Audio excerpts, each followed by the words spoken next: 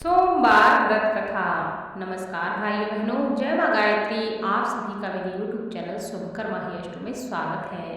आज सोमवार के दिन सुनेंगे सोमवार व्रत कथा।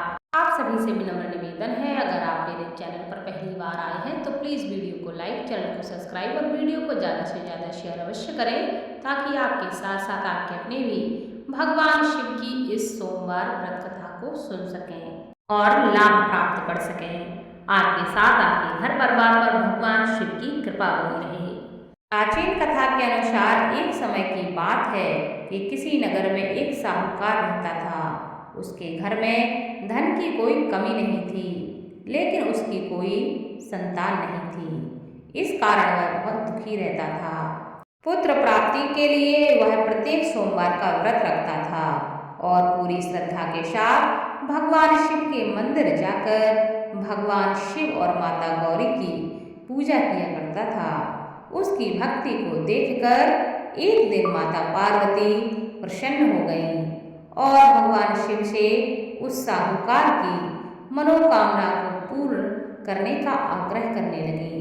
पार्वती जी की इच्छा सुनकर भगवान शिव कहने लगे कि हे पार्वती, इस संसार में हर प्राणी को उसके कर्मों का फल मिलता है और जिसके भाग्य में जो होता है उसे वही भोगना पड़ता है।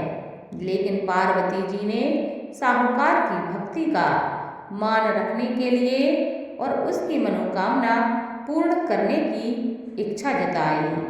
माता पार्वती के आग्रह पर भगवान शिव ने साहूकार को पुत्र प्राप्ति का वरदान दे दिया, लेकिन साथ ही यह भी कहा कि उसके बालक की आयु केवल 12 वर्ष हो गई।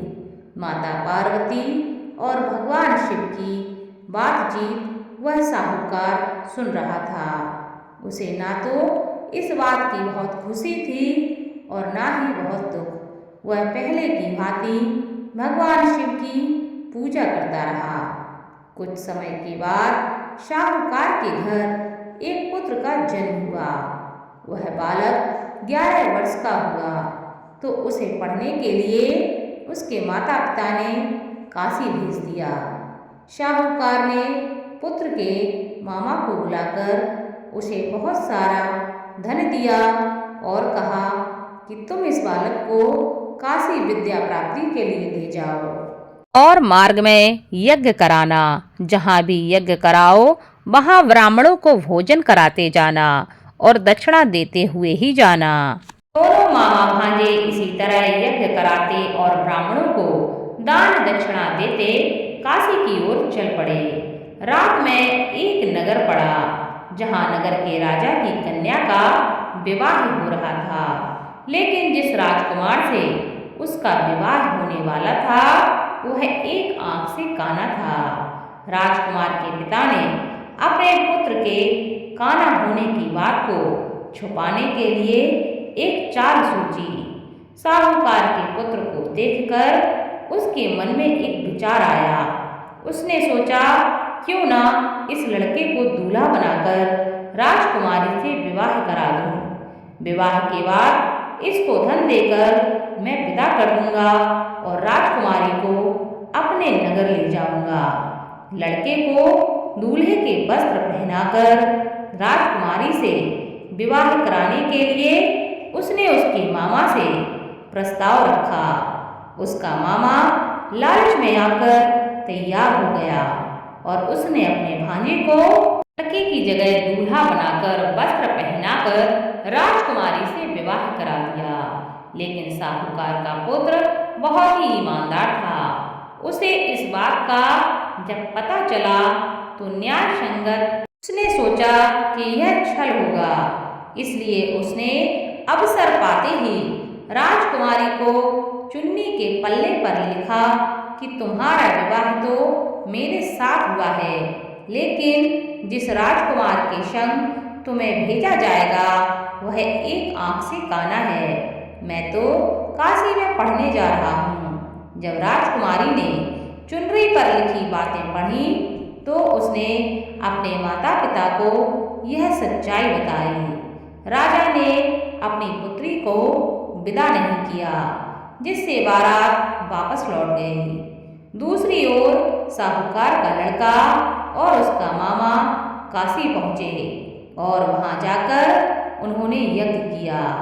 जिस दिन लड़के की आयु 12 साल की हुई, उसी दिन यज्ञ रखा गया। लड़के ने अपने मामा से कहा कि मेरी तबीयत कुछ ठीक नहीं लग रही। मामा ने कहा कि तुम अंदर जाकर सो जाओ। भगवान शिव के वरदानुसार कुछ ही देर में उस बालक के प्राण निकल गए। मृत भांजे को देखकर उसके मामा ने विलाप करना शुरू कर दिया। संयोगवश उसी समय भगवान शिव और माता पार्वती उधर से जा रहे थे। पार्वती जी ने भगवान शिव से कहा कि हे स्वामी, मुझे इसके रोने के स्वर सहन नहीं हो रहा है।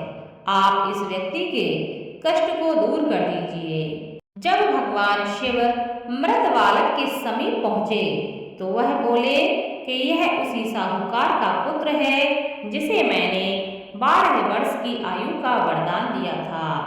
आज इसकी आयु पूरी हो चुकी है, लेकिन मातृ भाव से विभोर माता पार्वती ने कहा कि हे महादेव, आप इस बालक को और आयु देने की कृपा करें, अन्यथा इसके वियोग में इसके माता पिता भी तड़प तड़प कर मर जाएंगे। माता पार्वती के आग्रह पर भगवान शिव ने उस लड़के को जीवित होने का वरदान दिया। भगवान शिव की कृपा से वह लड़का जीवित हो गया। शिक्षा समाप्त करके लड़का मामा के साथ अपने नगर की ओर चल दिया। दोनों चलते हुए उसी नगर में पहुँचे जहाँ उसका विवाह उस कन्या से हुआ था। उस नगर में भी उन्होंने यज्ञ का आयोजन किया।